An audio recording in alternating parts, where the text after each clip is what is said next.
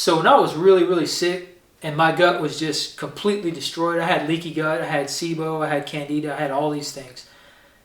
It was really, really difficult to heal my gut. I mean, carnivore played a massive role in that, and I'm not sure that I would have been able to heal it 100% without carnivore. But I'll say that bone broth was absolutely fundamental in healing my gut. Hands down, it really was. And, you know, when we think about our diet today, we consume I think the average American consumes 2.5 ounces of red meat a day, which is so small. I mean, it's such a small amount. And the amount that we consume is half of what we used to consume back in like the 50s. So most Americans are actually extremely deficient in collagen because meat is where you're getting your collagen. And if you're not consuming meat, if you're not consuming skin and tendons, and if you're not eating cartilage and connective tissue, you're not getting collagen. And collagen is responsible for your hair, your skin, your nails. It brings elasticity to your entire body. I mean, it helps rebuild your ligaments and your joints, your intestines, your stomach, all this stuff. And without collagen, it can really lead to the breakdown of your body overall. So one of the most beneficial things you can do for you and your dog is just add some bone broth into your diet a few times a week. And that just helps to replenish any of the collagen that you might not be getting in your diet and just help to ensure that you are getting ample amounts of collagen in your diet. And this gets much more important as we age. I mean, as we get older, and especially for women, you know, things tend to happen, like your body just gradually breaks down over time. It's a natural process. We're all going to have it. But as you get older, you know, I'm pushing 40, I'll be 40 this year. This stuff is very, very beneficial for your joints. And as somebody who came from like lifting very, very heavy weight for many years on end, I mean, I've got some minor joint issues that, especially I was dealing with pre-carnivore. They've gotten a lot better since then, but I've got some joint issues I deal with from time to time, just from all the stress and stuff I put on my body over the years. And bone broth has been very fundamental in helping to rebuild and heal those joints. So one of the best things about carnivore diet for your dog is it's a diet that you both can share. So I recently did a video on how to transition your dog from kibble to a carnivore diet. And in that video, you'll see that I deboned all the chicken. Now, I don't usually like to feed my dog structural support bones. And it's just a personal preference for me. Now, the best way to feed these would be to just feed them with the meat on there, like feed it as a raw meaty bone. But again, I like to debone most of my meat. And if you're transitioning your dog, you're probably going to want to debone the meat anyways. So my favorite thing to do is debone most of the meat, and then I feed her like the backs and the softer bones. And then I keep all of my larger, harder structural bones, and I just throw these in a baggie and put them in the freezer. And I wait until I have about 2 pounds or so, and then I'll bring them out and I make bone broth out of them. So bone broth is one of the foods that you and your dog can both share. And making bone broth is extremely simplistic. I know there's a lot of discourse out there about bone broth, and there's a ton of different recipes you can follow. Now, a lot of that just comes down to your personal preference. You don't have to follow a specific recipe when it comes to making this stuff. It is very, very, very simple. Really, you just need 2 ingredients and a crock pot, and that's it. So I found that humans, it's in our nature to just overcomplicate things. I mean, we really do. We just overcomplicate as much stuff as we possibly can. And this is one of those things, I mean, like I said, it's very, very simple. You just need to get back to the basics and the essentials. So you need meaty bones, and the best types of bones you can use are joint bones because they have a lot of cartilage here. There's a ton of like skin still on there, cartilage, connective tissue. All of that stuff actually renders down into collagen, and that's what makes really good bone broth. Now, you can use marrow bones, and you can use stew bones and the big round bones with the marrow in the middle, and that's totally fine. Just keep in mind that you're not going to have as much collagen from most of those bones because you don't have the connective tissue there. And if you're using marrow bones, I would recommend pulling the marrow out and saving that because that's liquid gold. That probably needs a video all by itself. But there are so many nutrients in bone marrow, and it has such profound health benefits. That's something you don't want to really long cook. That's something you want to consume probably almost in its raw form or just lightly cook so that you can maintain most of the nutrients in there. So when I make bone broth, usually what I do, if I'm making it for myself, is that I'll put the bones in there, and then I'll also include about 1 to 2 tablespoons of apple cider vinegar. Now, I got away from using Bragg's because Bill Gates apparently owns some shares or part of that company now, and it's really went downhill. I don't trust anything that comes from Bill Gates or anything he has his hands on. So what I use now is White House. It's a family-owned farm that runs this business, and it's a local company. It's really high-quality stuff, really good. It has the mother in there, so all the beneficial nutrients and stuff that's in apple cider vinegar. And what this does, if you put it in there, it kind of helps extract a lot of the nutrients from the bones. So it pulls a lot of the minerals out and helps put it into the actual water. Now, you don't have to use this. Again, this is personal preference. But I usually like to include that if I'm not making it for me and my dog. If I'm just making it for myself, I'll throw that in there. And then the other thing I usually do is like 1 to 2 teaspoons of pink Himalayan salt.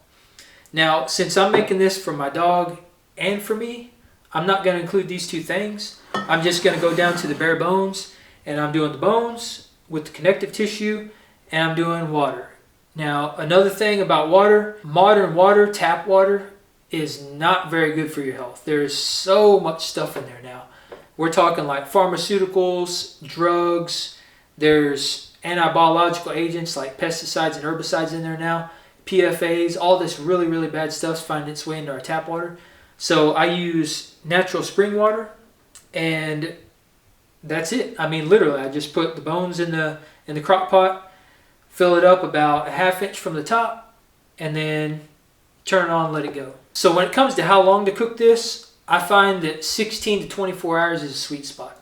If you go over 24 hours, a lot of the collagen is kind of broken down. A lot of the proteins in the actual water in the bone is broken down too far, and it won't gel up. So that's how you know if you have good bone broth, is that when you pull it off and you put it in the fridge and you leave it overnight, if it turns to gel and is like jello when you pull it out the next day, that's good bone broth. That's the collagen that's actually in the water. If you pull your bone broth out after it's cooled down and it doesn't have a jelly-like consistency, then there's probably two problems. You either use bones that didn't have connective tissue on there wasn't a lot of cartilage on there, or you may have went too long with your cook or at too high of a heat. Because if you go at a high heat and you go too long, it breaks down those proteins and the collagen, and it just won't have the same consistency. A lot of the stuff in there just breaks down too far. So again, making bone broth is extremely simple, and this can bring a tremendous amount of benefit to you and your dog, just including this into your diet.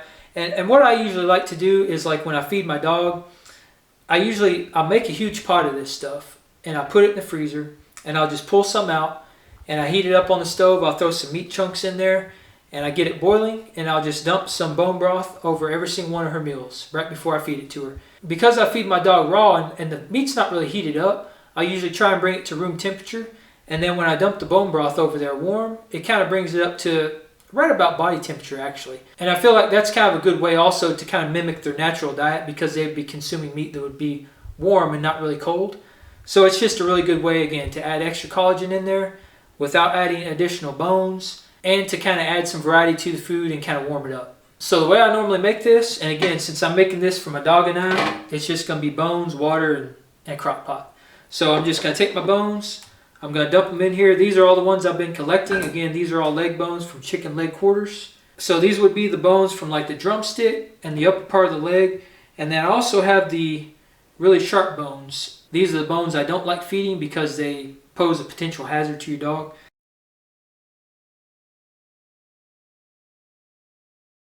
Alright, so the bones are in. And then the second ingredient, the only other ingredient, is water. And if you're looking for a place to source water, I do have a resource on my website for locating natural spring water. Again, I try and stay away from tap water, so feel free to use that resource. It's 100% free to use. So the only thing you want to consider when you're filling it up is just make sure all your bones are completely submerged. And you don't want to fill it all the way flush with the top. You want to leave about a ½ inch or so from the top so that it doesn't boil over or bubble out the side, because it can kind of bubble out from under the lid and it kind of goes all over the place. So again, just keep it ½ inch or so from the top. You should be good to go. So the last two steps of this very difficult process is plugging in your crock pot and turning it on. So again, I like to use the lowest setting on the crock pot, because if you cook it too long or too hot, then you lose that jelly-like consistency. You break down all the collagen and essentially kind of ruin the benefits of it. So I throw it on low, 16 to 24 hours. I'm going to pull this off. I'll pull the bones out and strain the liquid, and then I like to refrigerate it overnight, and then once it turns to gel, I'll package it up and freeze it. And that's how I like to consume it. So again, very, very simple. Very simple process. This does not have to be complicated. All right, so it's been right at 24 hours. So I'm gonna go ahead and strain these bones out of here. Now, to do that, really the only thing you need is a large straining spoon or a colander, either one. Now, I usually don't like to let it cool down too much before I start straining it, because if you let it cool and get to room temperature, and if it cools too slow, there's just a risk of introducing bacteria and stuff in there. So I like to get it strained and then get it in the fridge as soon as possible. So I just come in here and then basically strain my bones out. There's going to be a lot of meat and stuff that comes off in there, and I usually just let that stay in there. Alright, so all my bones are out of there. I'm just left with the broth. Now I'm going to go ahead and get this in the fridge. Now the good thing about putting this in the fridge is that once it cools down, number one, it's going to gelify. So it makes it a lot easier to transfer into jars or glass containers or however you want to store it. It just kind of makes it a little easier. And the second benefit is that if there was any fat remaining on the bones, all that's going to come to the top and it's going to turn solid. So once all that turns solid, you can actually just come in here the next day and kind of scrape that off the top without having to strain the fat off the top. Makes it a whole lot easier to get it out of there. I usually try and stay away from consuming the fat that comes off long cooked broth or anything that I cook for a long time, because it just tends to kind of get rancid. Once it cooks for that long, it just breaks the fat down and it's not really that good for you. So I just like to get that out of there, and I'll just throw that away. Now, if you want to go ahead and package this up and freeze it immediately, 100% you can absolutely do that. Like I said, there's no real right or wrong way. I just like to let it cool down first because I think it makes it a little easier when I package it up and I go to freeze it. But you can by all means pull this out. You can put it in glass jars, bowls, however you store it, and go ahead and slap it straight in the freezer. The only thing I would caution against would be putting hot broth in anything plastic, because the moment you introduce heat to plastic, you're going to get leaching, and a lot of the stuff that leaches out of plastic is really, really bad for your health. So just make sure that if you pull this out hot and you package it up to store it, that you're using non-toxic containers, something like glass. Alright, so it's good and cold. I've refrigerated it. You can see the fat has risen to the top and is now solidified, so I'm just pulling this off and I'll be left with the broth. So you can see the broth here has a very jello-y consistency, and this is exactly what you want. That's how you know you have good broth, when it gels up and it essentially just turns to jello. There's a lot of collagen in there, and this is exactly what you want when you're done. So again, bone broth is absolutely a nutritional powerhouse. It can be very beneficial for your joint health, your hair, skin, and nails, healing your gut, all these things. And it's very beneficial for your dog, especially if you have a dog that's getting up there in age, because, you know, again, as we age, joints and things like that just tend to start breaking down. And if you've had a dog that's been eating kibble for a while, there's a pretty good chance that their gut is going to be kind of in disarray. So bone broth can be very healing for those things, and it can really just help round out the diet, and it can help provide essential nutrients that will just help your dog live a long and healthy life. So if you don't have a dog, you're not deboning meat all the time, and you don't have access to bones, you can usually find these at local farms and local butcher shops. If you're having a hard time locating farms and butcher shops, I built a farm map that has over 7,200 listings on there.